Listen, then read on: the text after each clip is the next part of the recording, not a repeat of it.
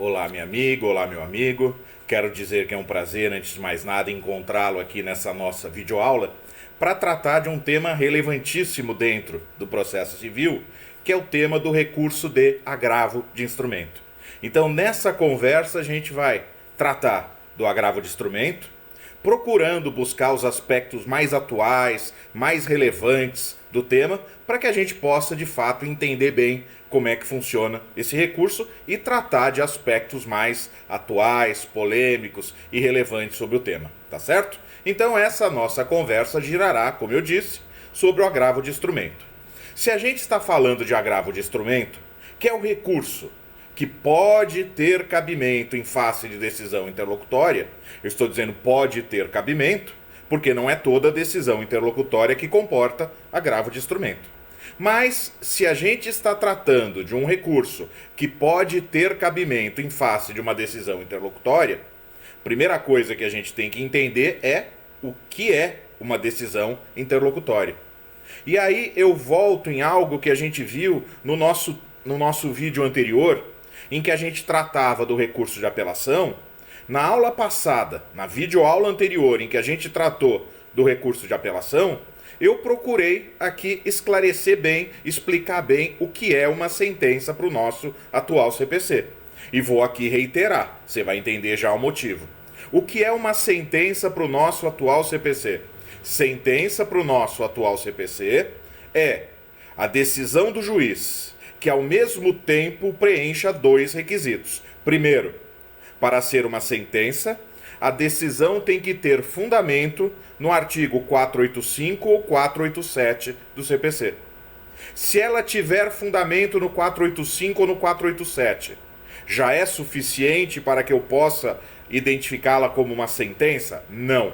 Nos termos do artigo 203, parágrafo 1º, para que a decisão seja uma sentença, além de ter esse conteúdo, a decisão tem que por fim a fase cognitiva do procedimento comum ou extinguir a execução. A decisão do juiz, ela só é uma sentença, repito, se ao mesmo tempo ela preencher esses dois requisitos. Primeiro, o requisito do conteúdo. Ela deve ter fundamento no artigo 485 ou 487. Agora, além disso, para que a decisão seja uma sentença, ela tem que pôr fim à fase cognitiva do procedimento comum ou extinguir a execução. Você vai dizer, peraí, você falou que a gente ia conversar sobre o agravo de instrumento. E você está falando da sentença, e o recurso que cabe em face de sentença é apelação.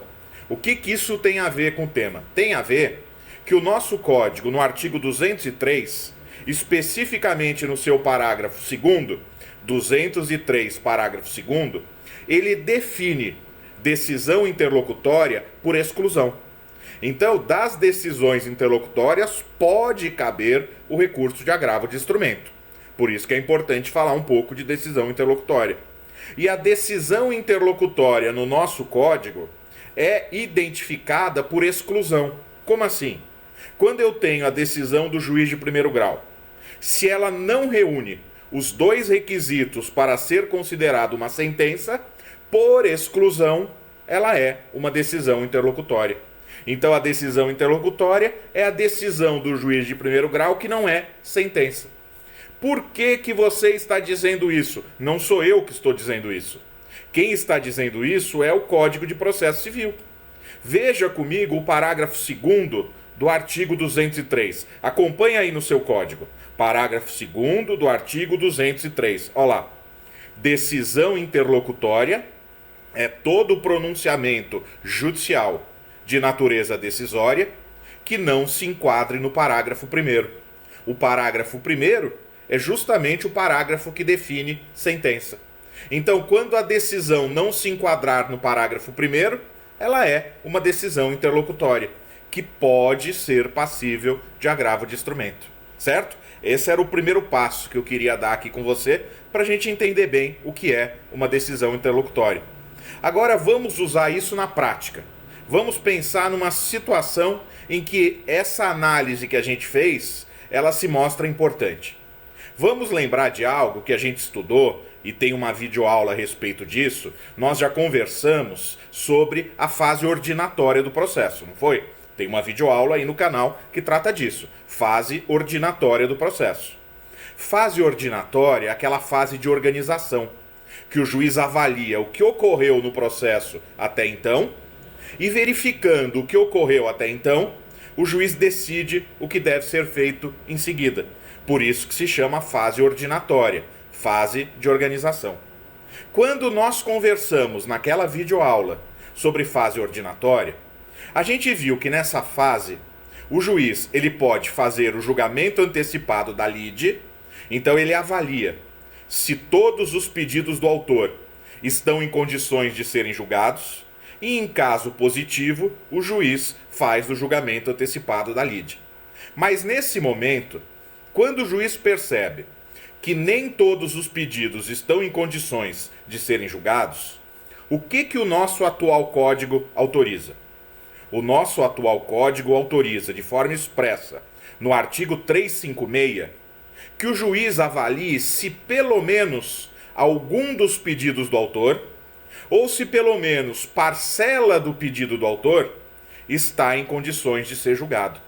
Porque se nem todos os pedidos estiverem em condições de serem julgados, mas pelo menos um pedido já estiver, o nosso código hoje autoriza de forma expressa que, nesse caso, o juiz faça o chamado julgamento antecipado parcial do mérito. O juiz julga a parte do mérito que está pronta para ser julgada. Isso vem autorizado no artigo 356 do CPC. Ah, mas por que eu estou tratando disso se o nosso tema é agravo de instrumento? Pela seguinte razão. Muitas vezes, quando a gente fala dessa possibilidade do juiz julgar só um pedaço do mérito na fase ordinatória e permitir que o processo siga em relação aos demais pedidos, às vezes alguém pergunta, poxa, então quer dizer que vão ter duas sentenças? Não, vai ter uma sentença só. Quando o juiz faz o julgamento antecipado parcial do mérito, embora ele esteja proferindo uma decisão de mérito, ele não está proferindo uma sentença. Por quê? Porque a decisão do 356 não preenche os dois requisitos para que possa ser considerado uma sentença. Vejam, nós acabamos de falar sobre isso. A decisão do juiz para ser sentença tem que, primeiro, ter fundamento no artigo 485 ou 487 do CPC. 485, decisão sem mérito. 487, decisão com mérito. Então vamos lá. A decisão do 356 tem fundamento no 485 ou no 487? Tem, sim. Tem fundamento no artigo 487. Por quê? Porque é uma decisão de mérito. Agora vamos ver se a decisão do 356 preenche o segundo requisito. A decisão do 356 põe fim à fase cognitiva do procedimento comum?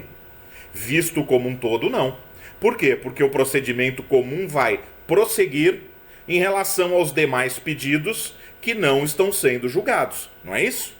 Então a decisão do 356, ela não preenche os dois requisitos do artigo 203, parágrafo 1º, para ser considerada uma sentença.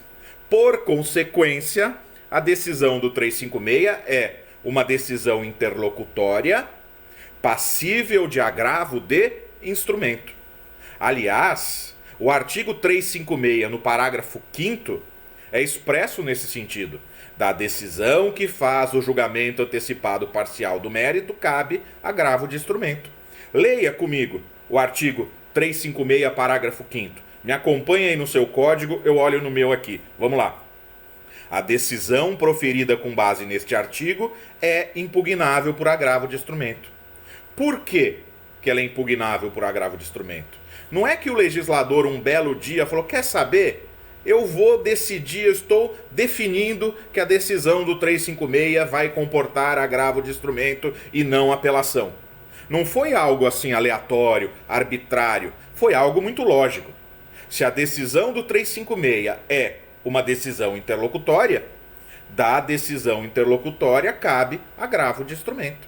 Aliás, quando você, num caso seu profissional, você se deparar com uma decisão de julgamento antecipado parcial do mérito, se ao invés de agravar de instrumento, você por engano, você apelar, nem poderá ser aplicado o princípio da fungibilidade recursal, porque você terá cometido erro grosseiro.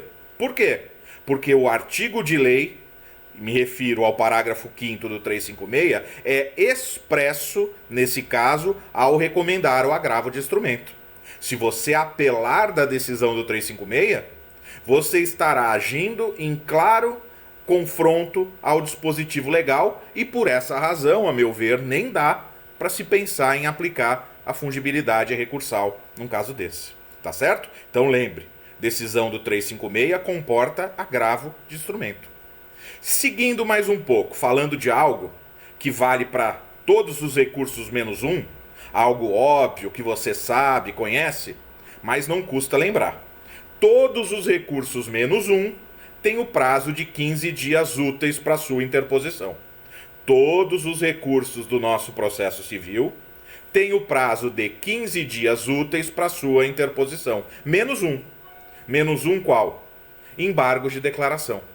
Os embargos de declaração são o único recurso que tem o prazo de 5 dias úteis para sua oposição. Só os embargos de declaração é que tem o prazo de 5 dias úteis para sua oposição. Todos os demais recursos, e aí se inclui o agravo de instrumento, que é o nosso tema de hoje, tem o prazo de 15 dias úteis para sua interposição. E se o prazo para o recorrente é de 15 dias úteis, por consequência, até por força do princípio da isonomia, o recorrido terá o prazo de 15 dias úteis para responder ao agravo de instrumento.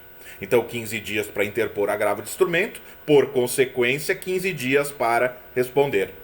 Lembrando que, se estiverem presentes as condições do artigo 229 e se o interesse recursal for de mais de um, esse prazo se conta dobrado.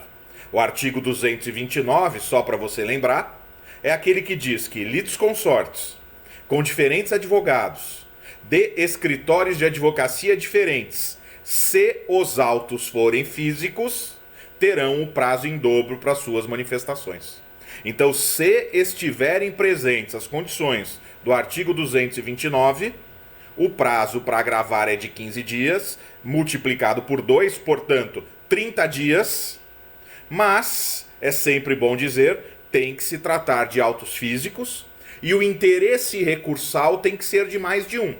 Não basta apenas haver o litisconsórcio com essas características. Para que se aplique o prazo em dobro na interposição de recursos, há a necessidade do interesse recursal ser de mais de um. Existe até uma súmula do STF que trata disso, certo? Mas enfim, vamos para a regra. Prazo para agravo de instrumento é de 15 dias. Caminhando um pouco mais, vamos lá. É importante, quando se fala do agravo de instrumento, lembrar que não é qualquer decisão interlocutória mais que comporta o agravo de instrumento. Não é qualquer decisão interlocutória que comporta agravo de instrumento. Somente comporta o agravo de instrumento as decisões interlocutórias relacionadas no artigo 1015 do CPC. Repito, só comporta agravo de instrumento. Eu só posso agravar de instrumento das decisões interlocutórias relacionadas no artigo 1015 do CPC. O nosso atual diploma, ele restringiu o cabimento de recurso em face de decisões interlocutórias. Ele acabou com o agravo retido que existia quando da vigência do Código anterior e estabeleceu quais decisões interlocutórias seriam passíveis de agravo de instrumento. E essas decisões são as decisões relacionadas no artigo 1015. Por que o legislador estabeleceu essa restrição? Ora, existe uma preocupação muito grande hoje, não é só de hoje, e é natural que seja assim, com a razoável duração do processo. O princípio da razoável duração do processo vem, inclusive, consagrado na Constituição Federal, no artigo 5º, inciso 78. Artigo 5º, inciso 78, consagra, de forma expressa, o princípio da razoável duração do processo. Ora, quando se consagra o princípio da razoável duração do processo, e isso é reiterado dentro do nosso CPC, há uma preocupação muito grande, por consequência, com o atraso que a interposição de recursos gera no desfecho dos feitos. O legislador entendeu que o uso exagerado do agravo de instrumento vinha causando impactos negativos na celeridade processual. Por quê? Porque a interposição de agravo de instrumento pode atrapalhar a marcha daquele processo, especialmente quando se obtém efeito suspensivo ao agravo. A grande quantidade de agravos atrapalha os trabalhos do tribunal ou dos tribunais, que por isso vão perder mais tempo julgando agravos e, por consequência, demorarão mais para julgar as apelações. Então o legislador elegeu o agravo de instrumento, ou o agravo de forma geral, como um recurso que vinha atuando contra o objetivo de se atingir a chamada razoável duração do processo. Por conta disso, o legislador restringiu o cabimento do agravo de instrumento apenas para as hipóteses relacionadas no artigo 1015. O artigo 1015 ele traz vários incisos, e eu não vou ler aqui com você o artigo 1015, nem é o caso. Eu vou te mostrar aqui alguns incisos a título de curiosidade. Vamos lá, até peço que você me acompanhe aí no seu código. Veja o artigo 1015. Cabe agravo de instrumento contra as decisões interlocutórias que versarem sobre, inciso 1º, tutelas provisórias. Inciso 3º, rejeição da alegação de convenção de arbitragem. E aí segue. Então o artigo 1015, nos seus incisos, ele vai relacionando quais decisões interlocutórias são passíveis ou não de agravo de instrumento. Até que o parágrafo único do artigo 1015, ele estabelece que as decisões interlocutórias proferidas na liquidação de sentença, no cumprimento de sentença, na execução de título extrajudicial e no inventário, as decisões interlocutórias proferidas nessas demandas, elas comportam sempre agravo de instrumento, independentemente do seu conteúdo.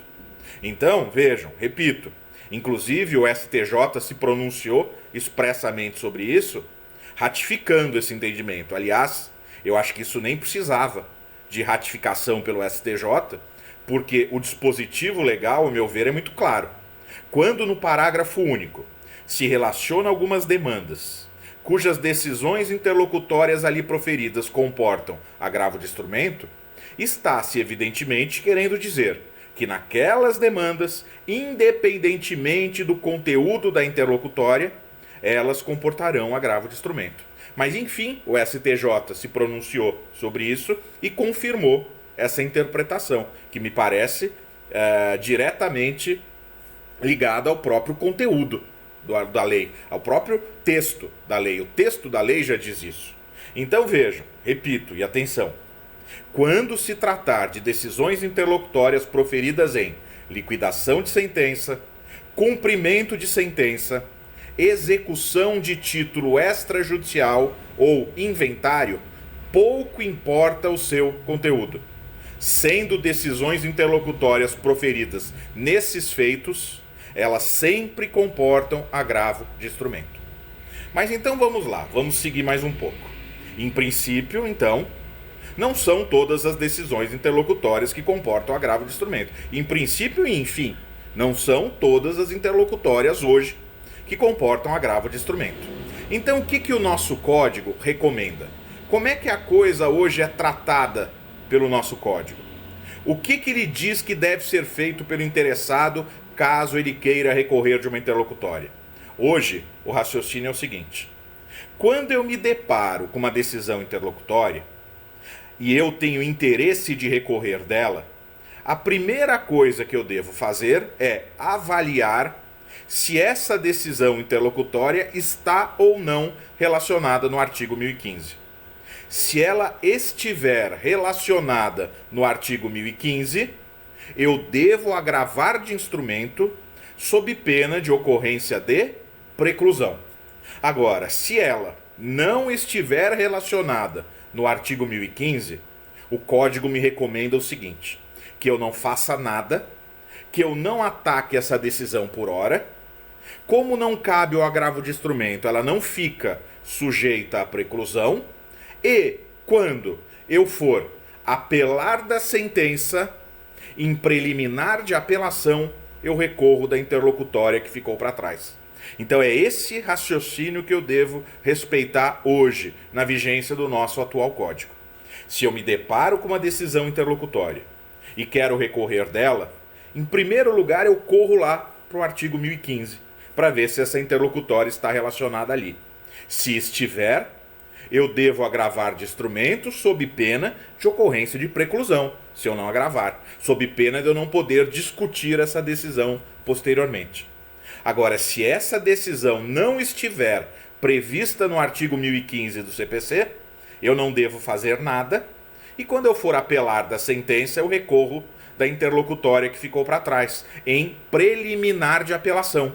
Então vejam, a apelação ou a preliminar de apelação, ela serve hoje também para que eu recorra de uma interlocutória que ficou para trás, da qual eu não pude agravar porque ela não era passível de agravo de instrumento. Agora, isso resolve todas as situações com as quais a gente pode se deparar no dia a dia? É suficiente o Código dizer o seguinte: olha, meu amigo, se não tiver no rol do 1015, não faça nada. Mas quando você for apelar, aí você recorre dessa interlocutória. Ou então, até se você for apelado, você pode recorrer da interlocutória em contrarrazões de apelação. Isso que eu estou dizendo você encontra no artigo 1009 do CPC. É isso que o Código diz. Não faça nada, e quando você for apelar em preliminar de apelação, você recorre daquela interlocutória que não era agravável de instrumento. Ou se quem apelar for a outra parte, quando você for responder ao recurso da outra parte, você recorre da interlocutória que ficou para trás. É isso que o Código diz no artigo 1009. Mas eu te pergunto, isso resolve todas as situações? Isso é suficiente, aqui falando entre advogados, isso é suficiente para resolver todas as situações com as quais a gente tem que lidar no nosso dia a dia profissional? Imaginem o seguinte, vou te dar um exemplo aqui. Imagine o seguinte quadro. Eu advogo, estou dando um exemplo, tá? Advogo para uma pessoa muito conhecida, muito famosa, que vive da sua imagem, e ela é ré numa ação de indenização. Então alguém move uma ação de indenização contra ela na esfera civil, por exemplo, por dano moral, e na inicial, esse autor ou essa autora diz que aquele meu cliente famoso, conhecido por todos, que vive da imagem, ele praticou uma série de atos muito sérios. Por isso ela vem pleitear a indenização por dano moral. Então essa inicial, apresentada pelo autor ou pela autora, pode potencialmente manchar a imagem do meu cliente. Ainda que daqui a alguns anos, eu como advogado desse cliente réu, eu ganhe o processo, e com isso fique provado que ele não praticou nada daquilo, mas o simples fato de haver uma inicial acusando-o de todas aquelas condutas já é muito prejudicial ao meu cliente, inclusive com repercussões financeiras graves, já que ele vive da imagem. O que eu faço? Eu preparo uma petição, vou conversar, vou despachar com o juiz e falo: olha, juiz, eu queria que você atribuísse segredo de justiça, porque se essa ação correr de forma pública, isso vai causar um impacto muito negativo para a imagem do meu cliente. Vai haver um interesse muito grande da imprensa sobre esse processo. Isso vai ficar aparecendo em programas de fofoca, de televisão, etc, etc. E vai manchar a imagem do meu cliente. Então, juiz, por favor, atribua segredo de justiça para esse caso. O juiz indefere o meu pedido. O juiz disse que aqueles fatos que eu narrei não são suficientes para garantir a atribuição do segredo de justiça. Ele diz: olha, a Constituição garante a publicidade dos atos processuais, salvo exceções.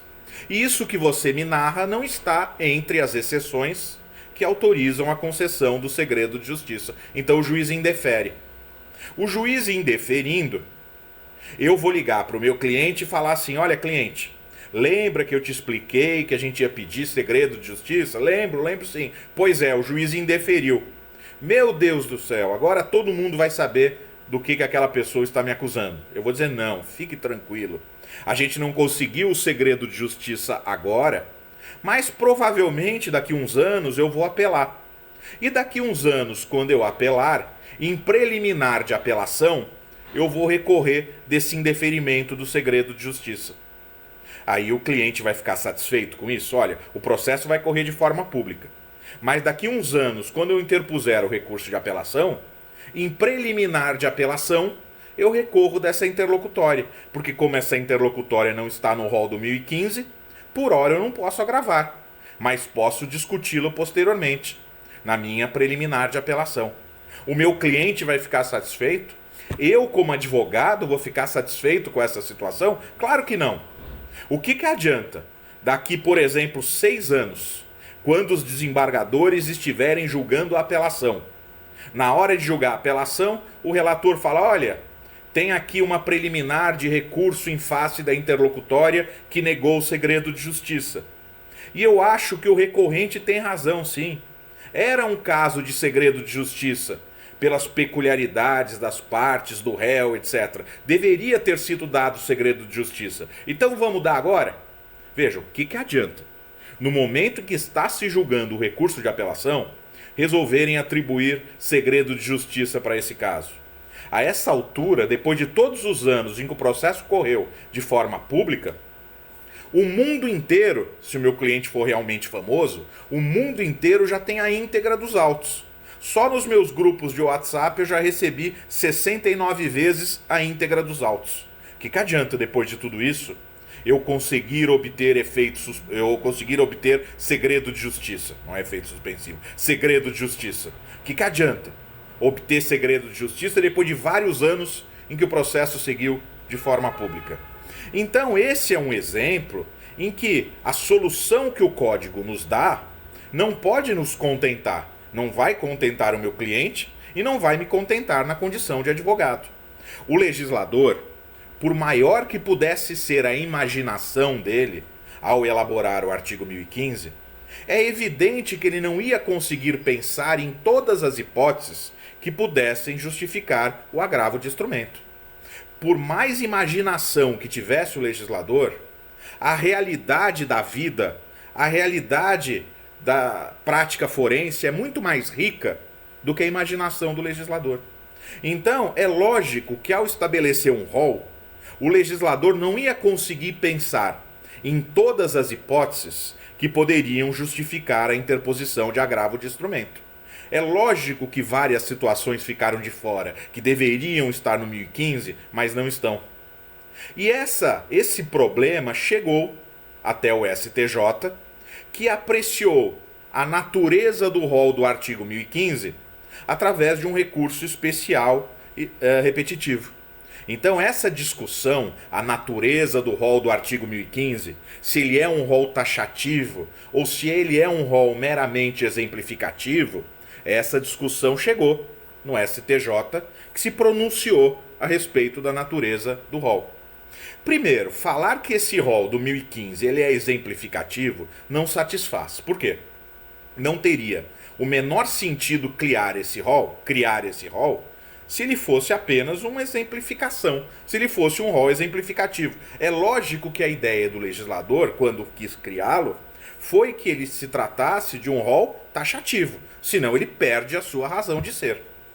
Mas percebendo que o legislador não tinha como incluir nesse rol todas as situações que na prática pudessem justificar a interposição de um agravo de instrumento, o STJ, num julgamento de um recurso especial repetitivo que ocorreu em dezembro de 2018, então esse recurso especial repetitivo foi julgado em 2018, vou dar o número dele aqui, 1696396.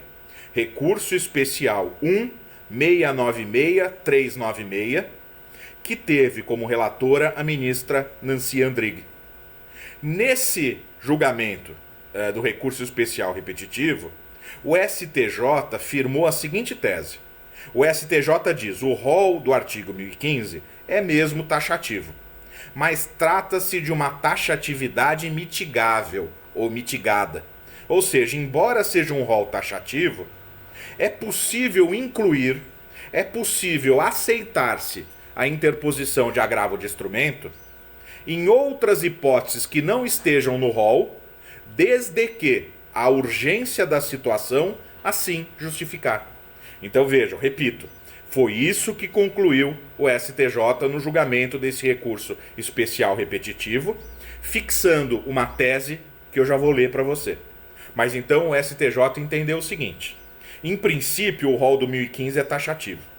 Mas como ele não conseguiria incluir todas as hipóteses que justificasse a interposição imediata de um recurso, algumas situações ficaram de fora, como essa que eu exemplifiquei, do caso do segredo de justiça, nós devemos aceitar sim, ou seja, os tribunais devem sim aceitar agravo de instrumento, quando, embora a situação não esteja no rol do 1015, embora a decisão interlocutória não esteja no rol do 1015, a urgência da situação justificar a imediata impugnação da decisão.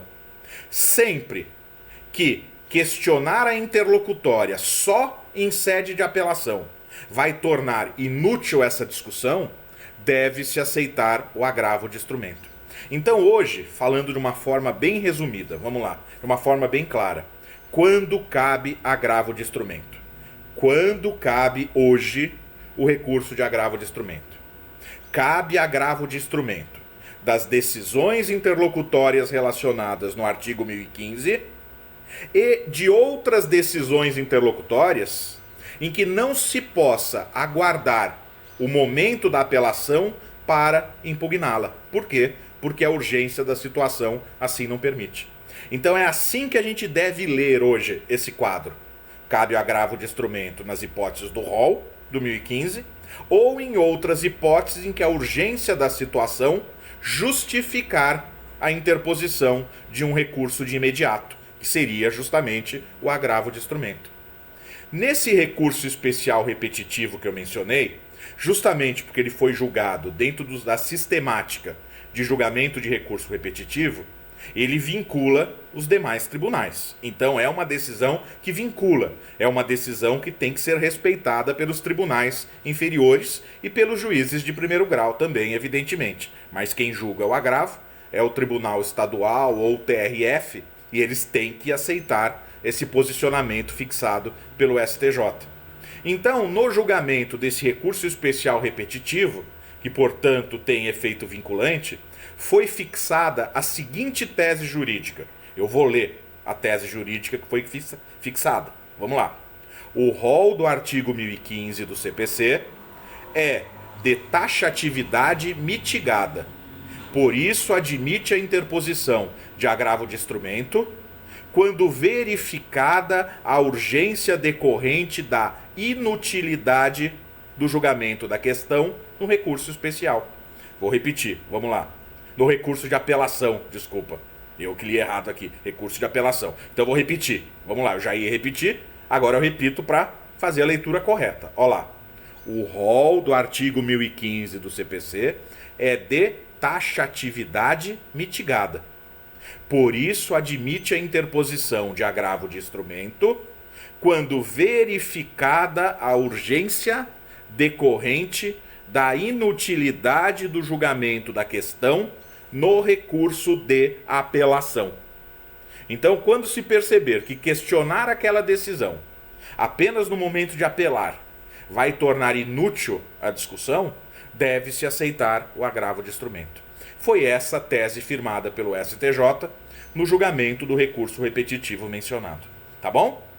Seguindo mais um pouco, vamos lá preparar a nossa peça de agravo de instrumento. A primeira coisa, quando se prepara uma peça recursal, é endereçar o recurso de forma correta. E aqui eu quero chamar a sua atenção para uma peculiaridade do agravo de instrumento. O agravo de instrumento, fugindo da regra do nosso sistema, ele é o recurso que se interpõe diretamente ao órgão que irá julgá-lo. Vou repetir. O agravo de instrumento, fugindo da regra do nosso sistema, que vale para os demais recursos, é o recurso que se interpõe diretamente ao órgão que vai julgá-lo. Ele é endereçado diretamente ao órgão que vai julgá-lo. Essa é a regra do nosso sistema? De jeito nenhum. Essa é a exceção. No nosso sistema processual civil, os recursos, menos o agravo de instrumento, mas os recursos eles são endereçados ao juízo ou órgão que proferiu a decisão recorrida. Todos os outros recursos, menos o agravo de instrumento, eles são dirigidos ao órgão ou juízo que proferiu a decisão recorrida. Como assim? Quando você vai apelar de uma sentença do juiz de primeiro grau, você apela, você endereça a sua apelação diretamente ao tribunal? Não. Você endereça ao juiz de primeiro grau, você faz aquela petição de capa ou petição de interposição, direcionada, endereçada ao próprio juiz que proferiu a sentença, acompanhada das razões de apelação, lógico, mas você endereça ao próprio juiz que proferiu a sentença. Esse juiz que proferiu a sentença, ele proporciona o contraditório e aí remete a sua apelação ao tribunal, que irá julgá-lo. Mas você não interpõe direto no tribunal. A mesma coisa, se é proferido um acórdão pelo Tribunal de Justiça de São Paulo, por exemplo, e você entende que esse acórdão viola a lei federal, você vai interpor recurso especial endereçado diretamente ao STJ? Não. Você endereça o seu recurso especial ao Tribunal de Justiça de São Paulo, que, se o juízo de admissibilidade for positivo, depois do contraditório, o Tribunal de Justiça de São Paulo remete ao STJ. Mas você não interpõe direto no STJ, que vai julgar o seu recurso. O mesmo vale para o recurso extraordinário. Se você acha que um acórdão do Tribunal de Justiça de São Paulo violou a Constituição e você deseja interpor recurso extraordinário, você endereça o seu recurso extraordinário diretamente ao STF? Claro que não. Você endereça ao Tribunal de Justiça de São Paulo, que depois do contraditório e depois do juízo de admissibilidade, se for o caso, o remete ao STF. E isso vale para todos os recursos. Você endereça, é até importante, falando com o estudante, com o jovem advogado, se às vezes a gente tem alguma dúvida para onde endereçar o nosso recurso, a regra do nosso sistema é essa. Você sempre endereça o recurso ao órgão ou juízo que proferiu a decisão, salvo o agravo de instrumento. O agravo de instrumento é o recurso que, quebrando essa regra, quebrando esse padrão, é o recurso que se interpõe diretamente ao tribunal que irá julgá-lo. Então, o agravo de instrumento tem essa característica. Ele é endereçado diretamente ao tribunal que irá julgá-lo. Exceção do nosso sistema. Lembre, claro, aproveitando que a gente está falando do artigo 1016, porque é no caput do 1016 do Código de Processo Civil que se fala do endereçamento, mas é importante, já que a gente está falando do 1016, chamar a sua atenção para isso. Quando você for elaborar uma petição de agravo de instrumento, esteja atento para o artigo 1016 do CPC, porque ele traz os requisitos da petição do agravo de instrumento. Repito, quando você for elaborar uma petição de agravo de instrumento, siga o artigo 1016 do CPC, porque ele fala dos requisitos dessa petição. Você deve trazer com agravo de instrumento o nome das partes, a exposição de fato, do fato e do direito, as razões do pedido de reforma ou de invalidação da decisão e o próprio pedido, então as razões do pedido e o pedido, e você deve indicar o nome e o endereço completo dos advogados constantes do processo. Quando você for elaborar uma petição de agravo de instrumento, esteja atento para esses requisitos, tá bom? Caminhando mais um pouco, a gente está falando do recurso de agravo de instrumento. Por que agravo de instrumento? Justamente em razão da necessidade de se formar um instrumento. Aí que vem o nome. O agravo se chama de instrumento justamente pela necessidade de se formar um instrumento composto de peças dos autos que vão acompanhar a peça de interposição e o próprio recurso. Então, o recurso ele vai acompanhado de peças dos autos, formando um instrumento. É importante lembrar que a apresentação de peças ela não é obrigatória quando se trata de autos eletrônicos. A apresentação das peças, ou seja, a formação desse instrumento, não é obrigatório quando se trata de autos eletrônicos, processo eletrônico. Mas no processo físico, a formação do instrumento com peças dos autos é imprescindível. E você encontra isso tratado no artigo 1017 do CPC. O artigo 1017 do CPC, no seu inciso 1º, ele relaciona as chamadas peças obrigatórias. Então, atenção. Artigo 1017, parágrafo 1º, inciso 1º, perdão. Eu não vou ler com você aqui, tá? Mas eu peço que você leia aí no seu código. O artigo 1017, inciso 1º, ele relaciona peças obrigatórias que não podem faltar. O inciso 2º, ele diz o seguinte: se faltar alguma peça obrigatória, se falta uma peça obrigatória, se ela não está nos autos, então o agravante não pode providenciá-la. Então o agravante ele tem que apresentar as peças obrigatórias. Mas se por acaso uma dessas peças obrigatórias não estiverem nos autos, o agravante não tem como providenciá-la. Por exemplo, procuração outorgada ao advogado do agravado. É peça obrigatória? É. Então, entre as peças obrigatórias está a procuração outorgada ao advogado do agravado. Ah, mas e se essa procuração não estiver nos autos? Aí o agravante não tem como providenciá-la, como apresentá-la. O que ele faz? Quando faltar uma peça obrigatória nos autos, o advogado do agravante declara, sob sua responsabilidade, que está deixando de juntar a peça simplesmente porque ela não existe nos autos. É isso que consta do artigo 1017, inciso 2º. Então o 1017, inciso 1º, diz quais são as peças obrigatórias. O inciso 2º diz que se faltar alguma peça, o advogado deve declarar sob sua responsabilidade que essa peça não existe nos autos, por isso não a está juntando. E o inciso 3º do 1017, o inciso 3º do artigo 1017 diz que o agravante pode apresentar outras peças facultativas. Peças que, embora não sejam obrigatórias, ele entenda que sejam úteis, que sejam importantes, que sejam convenientes de serem juntadas para que o tribunal aprecie bem e compreenda bem a controvérsia. Então, temos as peças obrigatórias que não podem faltar e as facultativas, que o agravante junta se quiser. É claro que a petição de agravo deve vir também acompanhada com o comprovante de recolhimento de custas, e se os autos forem físicos, só se os autos forem físicos, o agravante também deve juntar a guia comprobatória do recolhimento do porte de retorno. Então, quando os autos forem físicos, além de pagar custas, o agravante deve pagar a guia, o porte de retorno, certo?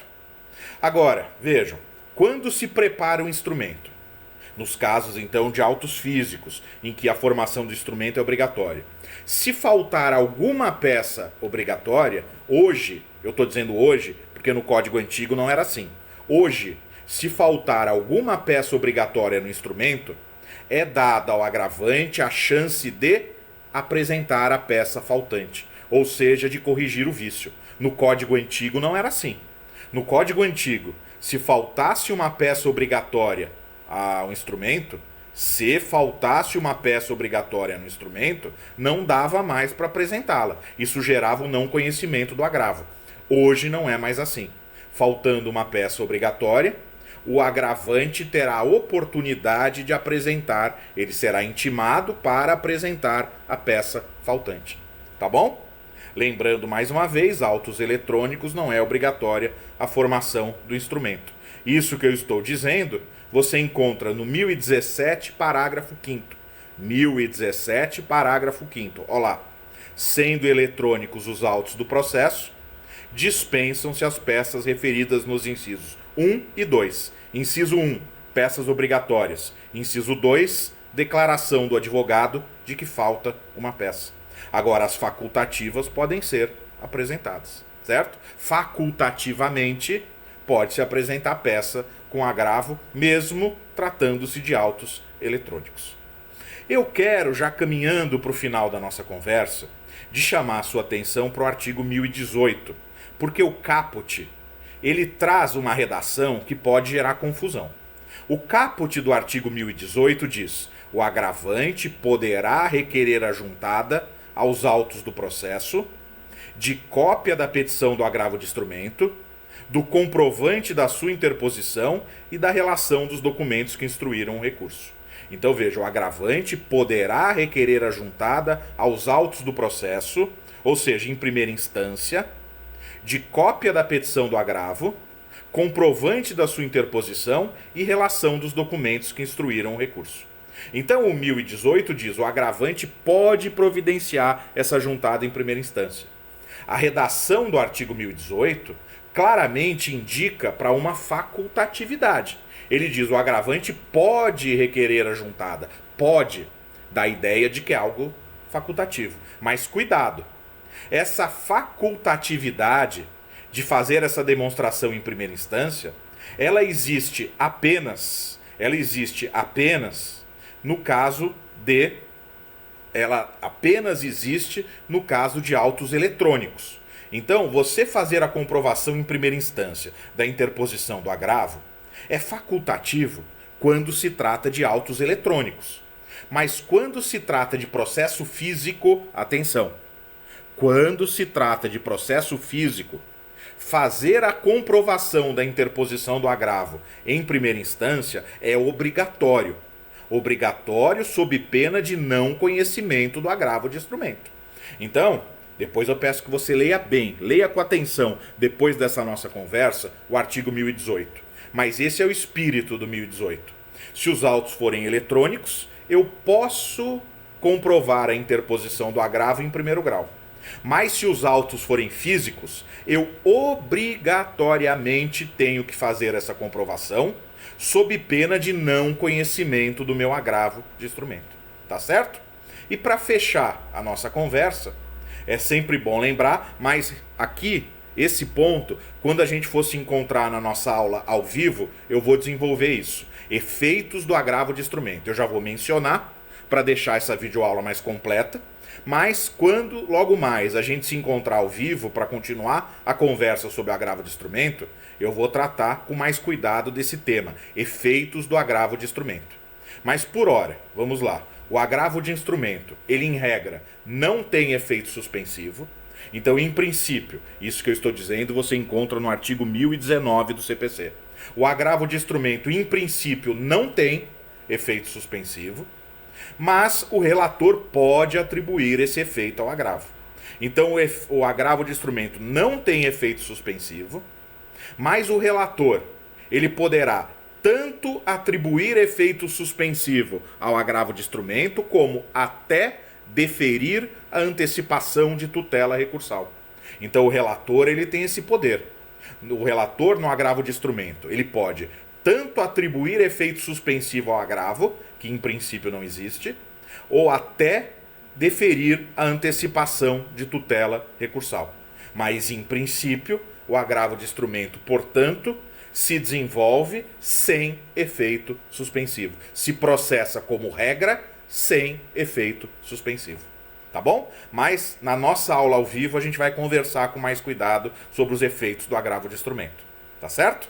Então eu quero agradecer a sua atenção, quero agradecer a sua paciência, espero ter conseguido trazer informações úteis a respeito do agravo de instrumento e espero encontrá-lo em breve para desenvolver melhor esse tema e para tratar de outros temas do processo civil. Muito obrigado e até o nosso próximo encontro.